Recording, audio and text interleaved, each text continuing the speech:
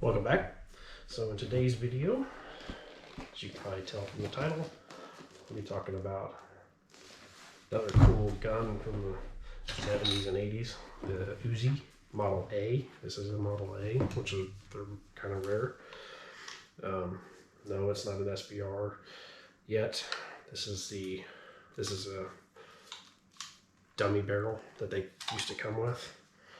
Actually, the functioning barrel is a 16-inch. I'll go over real quick on how to swap those out in a minute. Very cool gun. Sure it's clear. Let's see, I'll take it off. It's clear. So, very cool gun of the 80s, even before that, really, 70s and whatnot.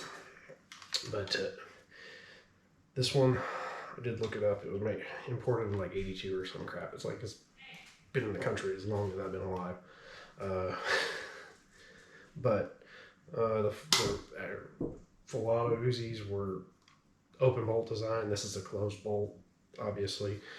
9mm. The original pistol caliber carbine, if you ask me. But anyway, it has this cool extendable stock that is not comfortable at all to shoot. Like I said in my previous video on the SPAS 12, it's not as bad with this because it's only 9mm. With the 12 gauge, it's a lot more noticeable. But you know, it works for this because it's only 9mm, and this gun is actually really heavy for its size. But a wood buttstock or whatever would be much more preferred. So that being said, your selector over here, because this is a civilian model, it only has safe and fire. If it was full auto, it would also have another notch here. Has a grip safety like a 1911. Then the magazine release right here. So magazines I've got, these are 25 round mags that you can kind of tell they kind of stick out a little bit. And I've also got the 32 round extended magazines. These look cooler, obviously, but whatever. Pretty fun gun to shoot.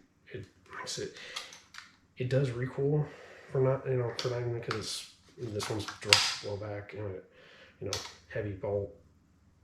So, but anyway, does not have a bolt open.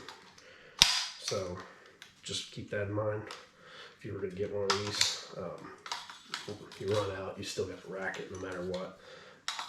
It's a simple design, very simple. But anyway, so going back to the barrel thing, let me see if you're in frame here. Yeah. So you press down on this little detent right here. Twist this guy off. See, that doesn't even have a chamber. It's just a piece of aluminum. Drop your new barrel in.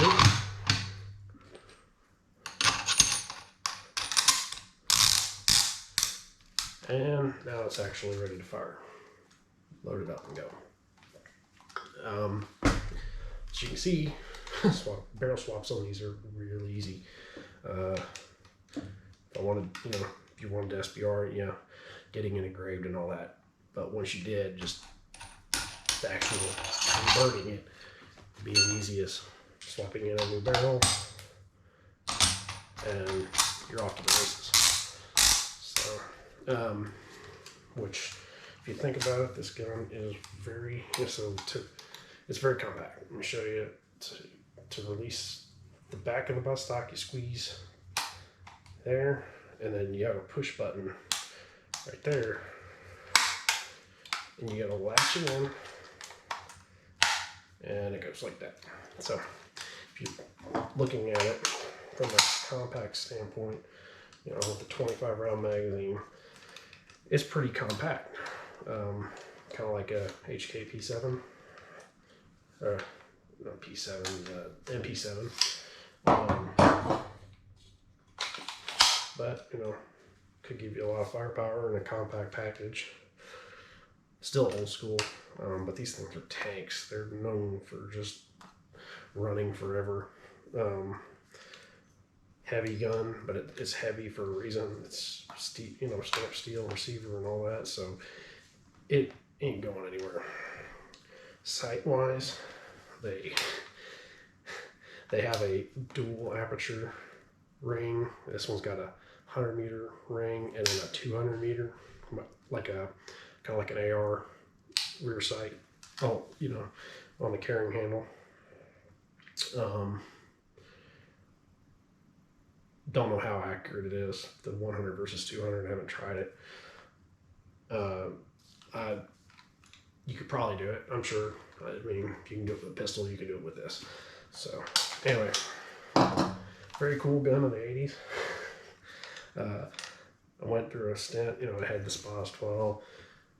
Found this at a gun store or at a gun show, and it was another case of, hey, no one wanted it, and I saw that it was actually a UZI Model A, which they didn't make as near as bring many of as over as didn't bring near as many over, so they changed some things to the Model Bs.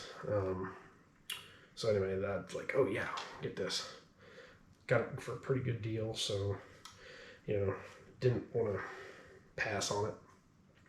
But anyway, just thought I'd go over this gun, and it's actually one of the, you know, I used to, again, in any 80s movie, action movie when I was a kid, or 90s even, you know, this was a gun that everybody always had in the movies.